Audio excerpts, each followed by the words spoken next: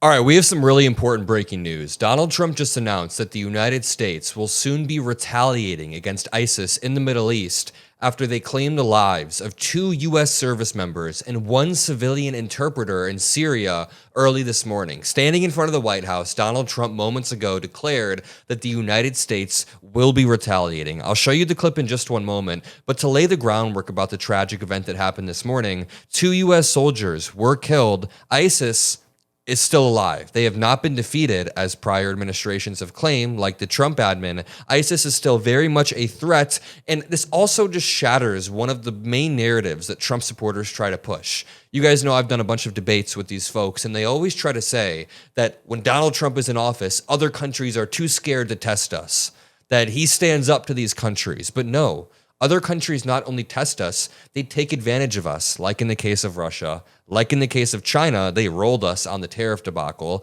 Countries over and over treat our president like a child, and in this case, they not only tested us, they took the lives of 2 service members. Listen to this. 2 U.S. soldiers and 1 civilian interpreter were killed in an ambush by a single ISIS gunman in Syria on Saturday, U.S. Central Command and the Department of Defense said in statements on Saturday.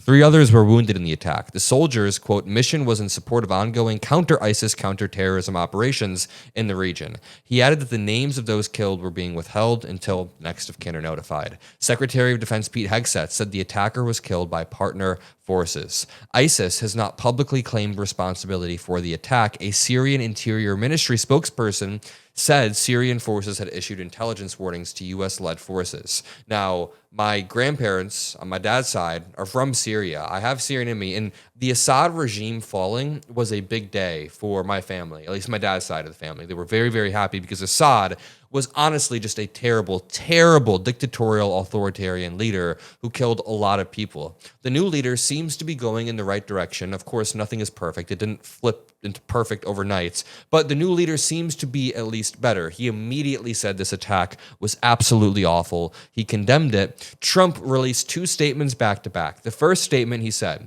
"We mourn the loss of 3 great American patriots in Syria, 2 soldiers and 1 civilian interpreter. Likewise, we pray for the 3 injured soldiers who, it has just been confirmed, are doing well. This was an ISIS attack against the United States and Syria in a very, very dangerous part of Syria that is not fully controlled by them. The president of Syria, Ahmed al-Sharaa, is extremely angry and disturbed by this attack. There will be very serious retaliation. Thank you for your attention to this matter."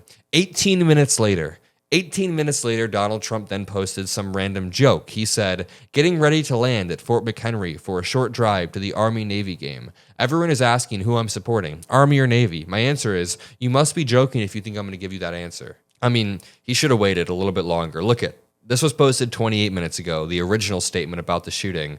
And then 10 minutes ago, he posted this joke. Either way, let's continue to what he said on the White House lawn only moments ago. It happened live on Fox News. Trump.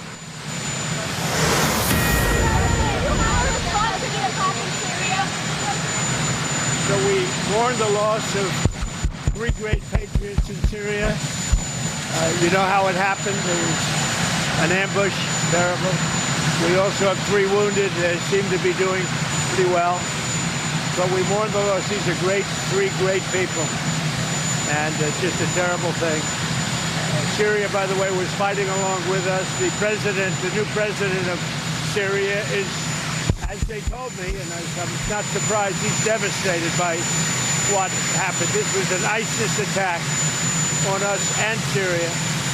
And again, we mourn the loss and we pray for them and their parents and their loved ones.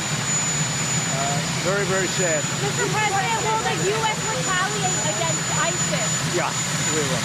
And should U.S. forces are attacked again? You're going to be seeing. And should the U.S. still be? We will retaliate. Thank you very much. Okay, here's the problem. I absolutely expect a retaliation, but I'm not exactly expecting the kind of measured and reasonable retaliation that most administrations would enact. So far from Donald Trump, we have seen multiple attempts to invade Venezuela. Not only do that, but declare war by declaring a no-fly zone over Venezuela, which grounds all planes and says it will essentially shoot any planes down, even civilian aircrafts. He then struck boats in the Caribbean Sea, moved carriers into the sea to surround Venezuela. We just grabbed an oil tanker off the coast of Venezuela. We are posturing towards these countries in a very disproportionate and authoritarian way, and the U.S. military is being used as a pawn. So I expect a retaliation against ISIS. We need to retaliate against ISIS and show strength in a moment like this. 2 service members just died, and of course, ISIS needs to be taken care of. I don't think we should go boots on the ground, but there needs to be some sort of retaliation. That is how geopolitics works. But on the other hand, the Trump admin is not really seen as having a steady hand on the world stage. They have been made fun of by country after country. Donald Trump is being treated like a child by most of these countries. There's also a very real chance that this terrorist attack was done in an attempt to weaken U.S.-Syria relations. We are building relations with Syria in a very satisfying way after Bashar al-Assad had a dictatorial regime that was hurting the United States, Syria, and countries surrounding. So, I mean, the less Russia aligned that Syria can be and the more West aligned that the leader of Syria can be, the better. But this incident is probably an attempt to weaken our relations. Listen to this. The incident comes a month after Syria joined the coalition, which was formed under U.S. leadership in 2014. The coalition has conducted military operations against ISIS in Syria and Iraq with the participation of multiple countries.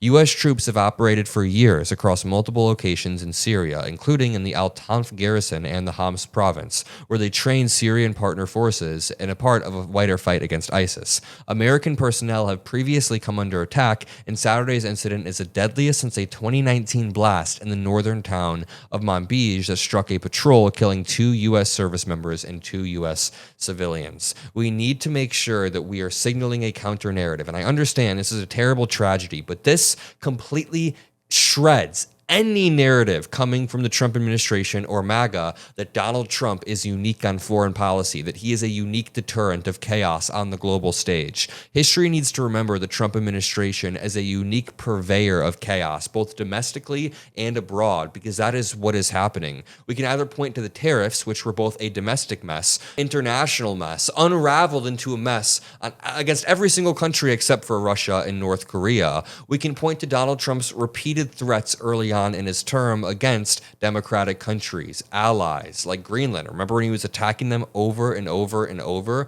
We can point to Donald Trump claiming that he's ended 10 wars, then being made fun of by the president of Azerbaijan and Albania by saying, hey, Donald Trump claims he ended our war. That's actually hilarious. That's what the leaders of other countries are making fun of our president. We are weakening relations with these countries by placing tariffs. So the idea that the spectacle of Donald Trump is somehow a deterrent of violence against the United States is an absolute joke. Vladimir Putin has been accelerating his war against Ukraine, killing thousands of Ukrainians while Donald Trump is the president. He is not a deterrent. He does not prevent any of this, and we need to get away with that narrative.